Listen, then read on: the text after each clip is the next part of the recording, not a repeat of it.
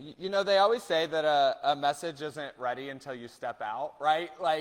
And I submit the scriptures much earlier, and as the week evolved, it evolved in the beginning part. And honestly, that Ezekiel passage is so, or it wasn't Ezekiel, it was whatever. It's so theologically dense, we can save that for another time. So we usually start off here with a discussion question. We're all kind of clustered together, so we'll just have one group discussion over there. What's something you're worried about right now that you can't actually do anything about? Yeah. A lot. Let's turn that on. So I was laying in bed and I was thinking about everything that I needed to do that I had no control over. My next round of ordination is coming up, so I was like, ooh, what if they find out I'm a fraud, right? What if they find out I'm unqualified or anything? But it's not ordination or church stuff. Whenever I was an accountant, I thought the same thing, right? Oh, I'm going to wake up tomorrow and everyone's just going to learn that I'm pretending.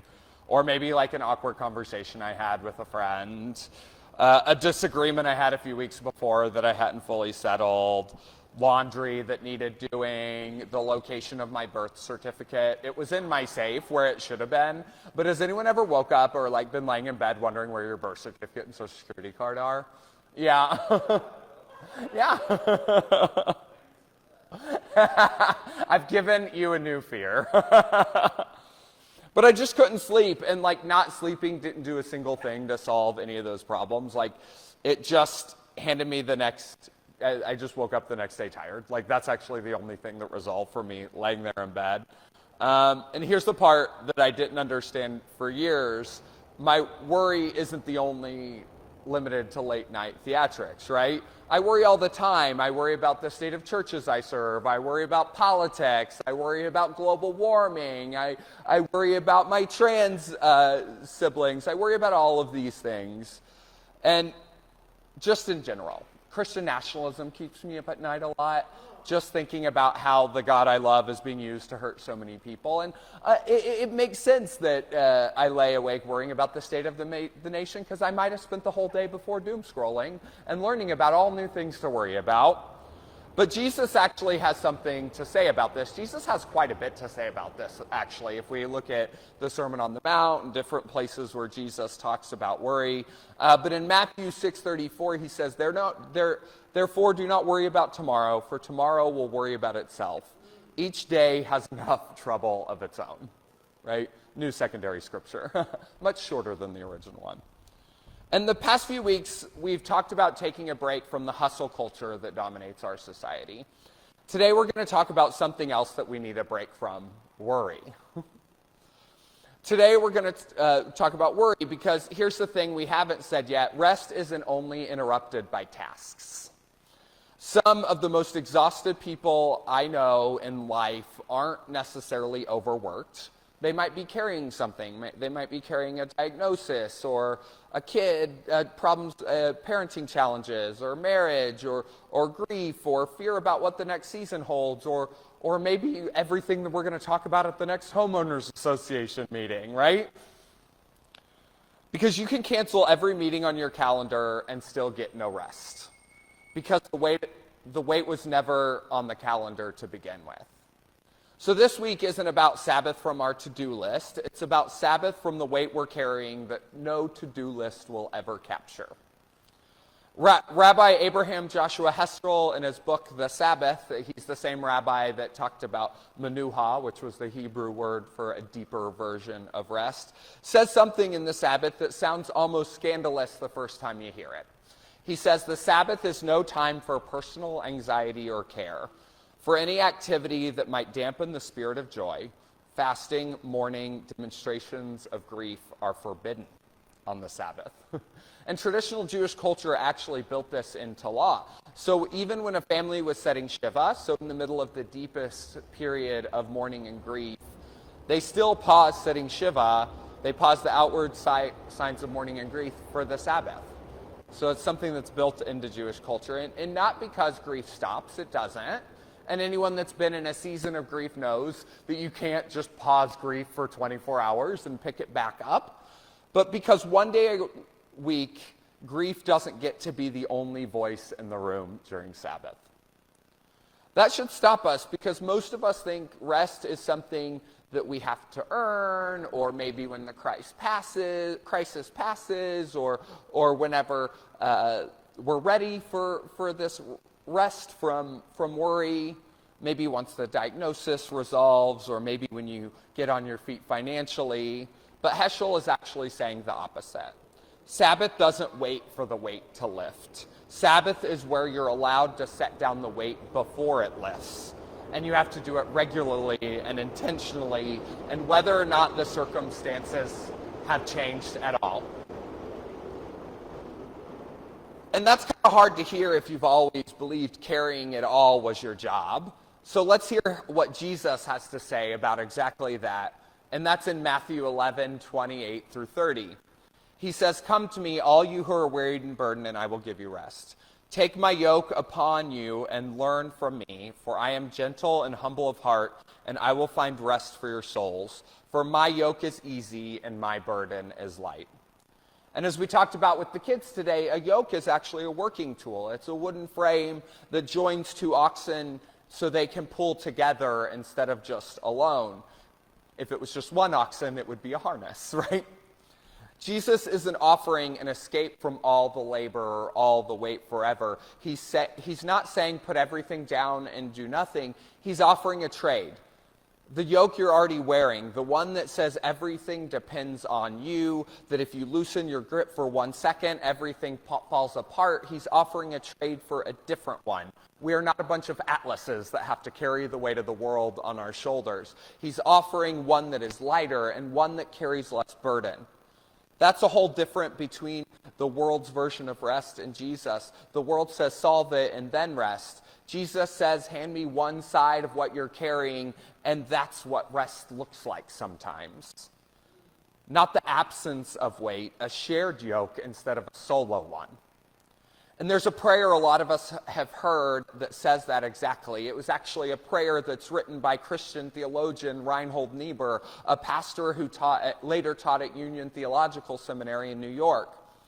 In a time when the world didn't seem to make much sense, he wrote this in the 1940s.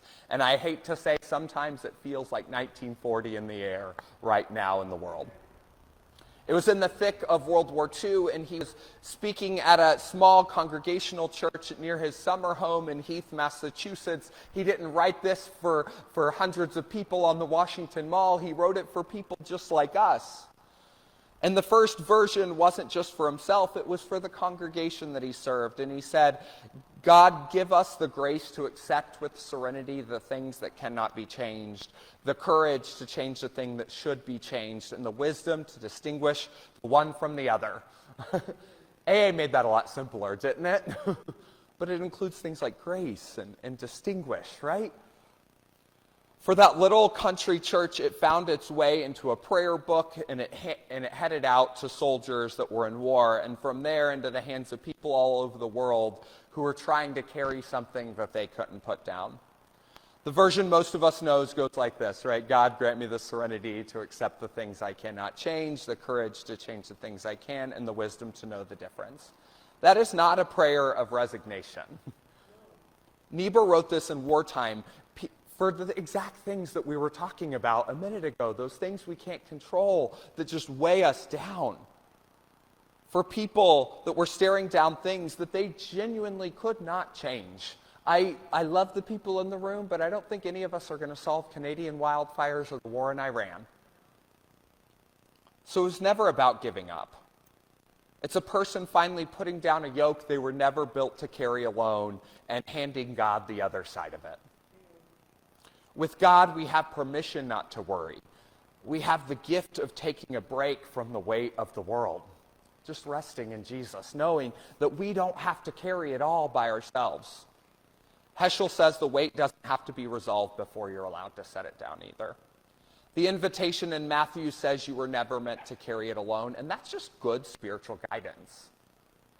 But most of us don't get free by believing the right thing first. We get there, we get to the spiritual awakening or the peace that we're looking for in our souls, the kind of peace that we love and appreciate so much we can't help but try to bring peace to our neighbors that are suffering. We get it by doing something different on an average day. So maybe the prayer that was given to us by Reinhold Niebuhr can be the prayer that we use to try to set stuff down when stuff's getting too heavy. Even if it's not a to-do list, maybe it's an emotional burden. So in closing, I want to ask what I asked whenever I started.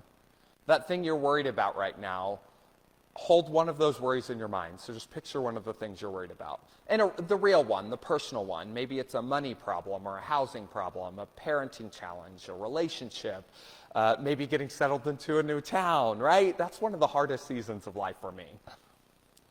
Maybe the fear that someone's finally going to hold out. And whatever had you staring at the ceiling on Tuesday night, just picture it. And now just picture it floating off in a balloon. Picture that thing going up to Jesus and Jesus just taking it from you. Because here's the honest truth. It's probably going to be there tomorrow. Sabbath was never a promise that it wouldn't be.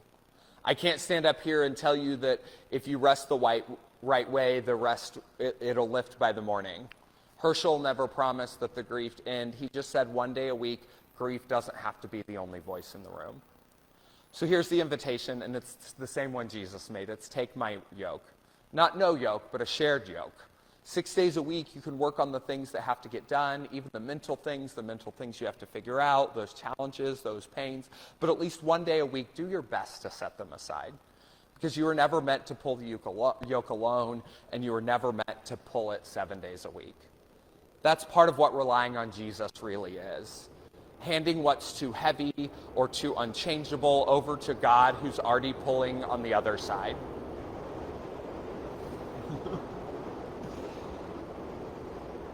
And letting yourself just be human, even if it's just for one day a week.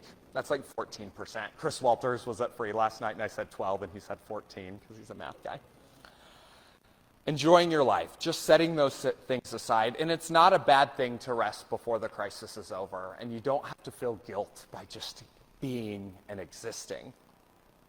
At least one day a week, take a break from the worry and just enjoy being in the presence of God. Will you pray with me? Heavenly God, thank you for being the one who can share our burdens, the burdens we were never meant to carry alone. Help us grow closer to you so that we can rely on you and trust you fully.